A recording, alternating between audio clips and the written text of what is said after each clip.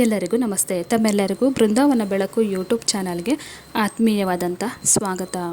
2026 ಶ್ರಾವಣ ಮಾಸ ಯಾವಾಗ ಪ್ರಾರಂಭ ಆಗುತ್ತೆ, ಯಾವಾಗ ಅಂತ್ಯ ಆಗುತ್ತೆ ಅನ್ನೋದನ್ನು ಈ ಒಂದು ವಿಡಿಯೋದಲ್ಲಿ ನಾನು ನಿಮಗೆ ತಿಳಿಸ್ಕೊಡ್ತೀನಿ.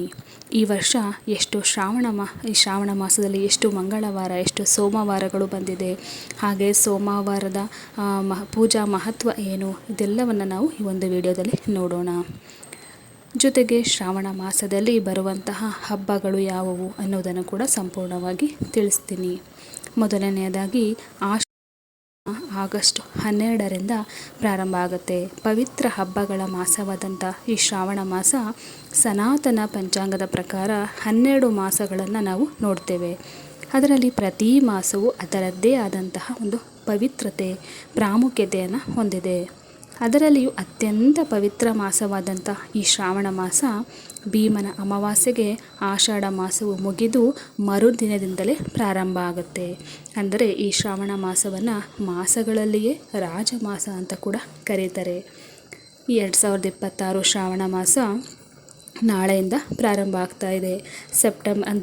ಆಗಸ್ಟ್ 13ರಿಂದ ಪ್ರಾರಂಭವಾಗಿ ಸೆಪ್ಟೆಂಬರ್ 11ನೇ ತಾರೀಕು ಮುಕ್ತಾಯ ಆಗುತ್ತೆ.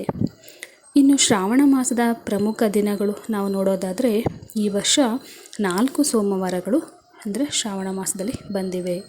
ಮೊದಲನೇ ಸೋಮವಾರ ಆಗಸ್ಟ್ 17, ಎರಡನೇ ಸೋಮವಾರ ಆಗಸ್ಟ್ 24ರಂದು ಬಂದಿದೆ.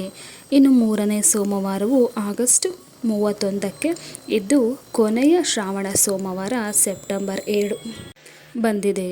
ಇನ್ನು ಶ್ರಾವಣ ಮಾಸದಲ್ಲಿ ಶುಕ್ರವಾರಗಳು ಕೂಡ ತುಂಬ ಪ್ರಾಮುಖ್ಯತೆಯನ್ನು ಪಡೆದುಕೊಳ್ಳುತ್ತೆ. ಶುಕ್ರವಾರದಂದು ಮಾಡುವಂತಹ ಮುತ್ತೈದೆ ಪೂಜೆಗಳು, ಅದೇ ರೀತಿ ವರಮಹಾಲಕ್ಷ್ಮಿ ಪೂಜೆಗಳು ಹೆಚ್ಚು ಪ್ರಸಿದ್ಧಿಯನ್ನು ಪಡೆದುಕೊಂಡಿದೆ. ವರಮಹಾಲಕ್ಷ್ಮಿ ಹಬ್ಬ ಕೂಡ ಆಗಸ್ಟ್ 21 ಮತ್ತು 28 ಎರಡೂ ದಿನಗಳಲ್ಲಿ ತಿಥಿ ಇರುವುದರಿಂದ ತಮ್ಮ ಅನುಕೂಲಕ್ಕೆ ತಕ್ಕಂತೆ ಪೂಜೆ ಮಾಡ್ಕೋಬಹುದು. ಈ ಶ್ರಾವಣ ಮಾಸಗಳಲ್ಲಿ ಸೋಮವಾರಕ್ಕೆ ತುಂಬ ವಿಶೇಷವಾದಂಥ ಪ್ರಾಮುಖ್ಯತೆ ಇದೆ. ಶಿವನಿಗೆ ಉಪವಾಸ ವ್ರತಗಳನ್ನು ಕೂಡ ಆಚರಣೆ ಮಾಡ್ತಾರೆ.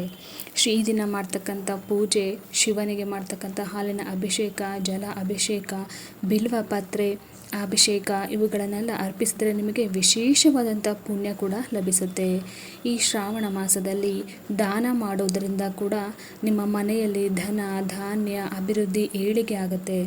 ಶಿವನಿಗೆ ಪ್ರಿಯವಾದಂಥ ಈ ಶ್ರಾವಣ ಮಾಸದಲ್ಲಿ ಪೂಜೆ ಅಭಿಷೇಕ ಮಾಡೋದರಿಂದ ನಿಮ್ಮ ಇಷ್ಟಾರ್ಥಗಳು ಕೂಡ ನೆರವೇರುತ್ತೆ. ಹಾಗೆ ಈ ಒಂದು ಶ್ರಾವಣ ಮಾಸವು ಕೂಡ ತುಂಬ ಒಂದು ವಿಶೇಷವಾದಂಥ ಪ್ರಾಮುಖ್ಯತೆಯನ್ನು ಮೊದಲಿನಿಂದಲೂ ಕೂಡ ಪಡೆದುಕೊಂಡು ಬಂದಿದೆ.